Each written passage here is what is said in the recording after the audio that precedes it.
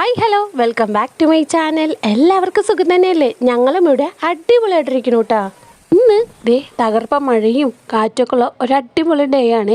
ഞങ്ങൾ രണ്ടാളും കൂടെ ദേ ഒന്ന് ഓട്ടോയിൽ ഒരിടം വരെ പോവാണ്. വീടിൻ്റെ അടുത്തുള്ള ഒരു ഹെൽത്ത് സെൻ്ററിലാണ് വന്നിരിക്കുന്നത്. ഇന്ന് ദേവുട്ടിന് വൈറ്റമിനെ കൊടുക്കാനായിട്ടാണ് കേട്ടോ വന്നത്. അങ്ങനെ അതും കൊടുത്ത് തിരികെ ഒന്ന് ഓട്ടോയും കിട്ടാതെ ദേ നടന്ന് ഞങ്ങൾ വീട്ടിലേക്ക് വന്നേ. വന്ന വഴിക്ക് ദേ 2 ബിസ്ക്കറ്റും കൂടെ വാങ്ങിയിട്ടാ. എന്നിട്ട് ചേച്ചിക്കൂട്ടിനെ പോയിട്ട് ഒരു ബിസ്ക്കറ്റേ മേടിച്ചുള്ളൂ എന്ന് പറഞ്ഞ് പറ്റിക്കുവാണേ. ദേവുട്ടിന് ചേച്ചിനെ കരയിപ്പിക്കാൻ ഭയങ്കര ഇഷ്ടമാട്ടോ. അങ്ങനെ ബിസ്ക്കറ്റും കൊടുത്ത് ഞാൻ ദേ നേരെ അടുക്കളയിലേക്ക് പോന്നേ. ഇന്നും ഉണക്കക്കൊഴുവ തന്നെ കേട്ടോ. എനിക്ക് ഭയങ്കര ഇഷ്ടമാണ് ഉണക്കക്കൊഴുവ. ഞാൻ ഇതിക്ക് മുമ്പുള്ള വീഡിയോയിലും പറഞ്ഞിട്ടുണ്ടല്ലോ. എനിക്ക് മാത്രമല്ല കേട്ടോ, ആദൂസിനും ദേവുട്ടിനൊക്കെ ഭയങ്കര ഇഷ്ടമാണ്. അപ്പോൾ ദേ ഉണക്കക്കൊഴുവയും പിന്നെ ദേ പപ്പടം ചിക്കി വറുക്കാൻ പോവാട്ടോ. അമ്മയാണേ പപ്പടം ചിക്കി വറുക്കാനുള്ള പപ്പടമൊക്കെ കീറി തരുന്നത്. ഇന്നത്തേക്കുള്ള മെയിൻ കറി ഇതൊന്നല്ലേ. ഇത് ഞാൻ വരുന്ന വഴിക്ക് എനിക്ക് തോന്നിയപ്പോൾ ഞാൻ മേടിച്ചിട്ട് വന്നാട്ടോ. അമ്മയ്ക്കും ഏട്ടനൊക്കെ ക്യാമറയിൽ വരാനായിട്ട് കുറച്ച് ഷൈയുള്ള ആൾക്കാരാണ്.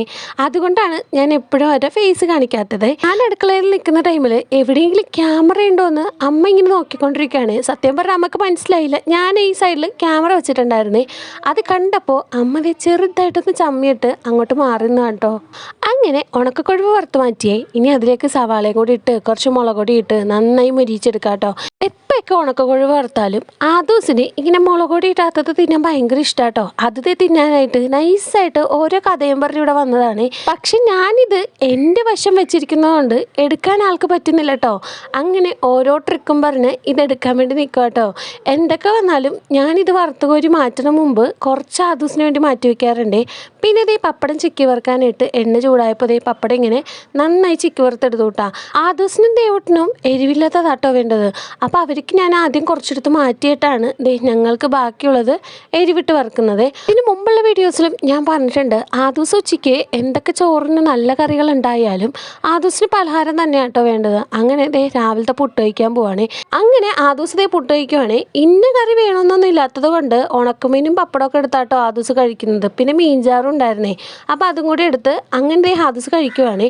ദേവുട്ടിന് ഇപ്പോൾ വേണ്ടാന്ന് പറഞ്ഞുകൊണ്ട് ഞാൻ ആ നേരം കൊണ്ട് ഗ്യാസ് അടുപ്പൊക്കെ ഒന്ന് തുടച്ച് കുറച്ച് പാത്രം കഴുകാനുണ്ട് കേട്ടോ. അപ്പോൾ അതും കൂടി കഴിക്കഴിഞ്ഞാൽ സമാധാനമായിട്ടിരുന്ന് ചോറ് കഴിക്കാമെന്ന് ഓർത്ത് അങ്ങനെ എല്ലാ പണിയും കഴിച്ച് ചോറ് കഴിക്കാൻ പോവാണ്. ഈ ഒരു സമയമായപ്പോൾ തന്നെ അച്ഛനും ഏട്ടനും എല്ലാവരും ഒരുമിച്ച് എത്തി കേട്ടോ. അപ്പോൾ എല്ലാവരും കൂടെ ഒരുമിച്ചിരുന്ന് ഭക്ഷണം കഴിക്കാമെന്ന് വിചാരിച്ചു കേട്ടോ. അച്ഛൻ വന്നു കഴിഞ്ഞപ്പോൾ ആദ്യക്കുട്ടിന് അച്ഛ വരി കൊടുത്താൽ മതി എന്ന് പറഞ്ഞ് ആദ്യക്കുട്ടിനിരുന്ന് കഴിക്കുവാണ് കേട്ടോ. ഞാൻ കഴിക്കാനെടുത്ത് ചോറും ഉണക്കക്കൊഴുവയും പപ്പടം ചിക്കി വറുത്തതും മീൻചാറും അങ്ങനെ എല്ലാം കൂടി ഞാൻ കഴിക്കുക കേട്ടോ. തൊട്ടപ്പുറത്തിരുന്ന് എല്ലാവരും കഴിക്കുന്നുണ്ട്. അപ്പോൾ ഈ ഒരു വീഡിയോ ഇത്രയുള്ളൂ. പുതിയൊരു വീഡിയോ ഇട്ട് കാണാം. Tata bye, see U.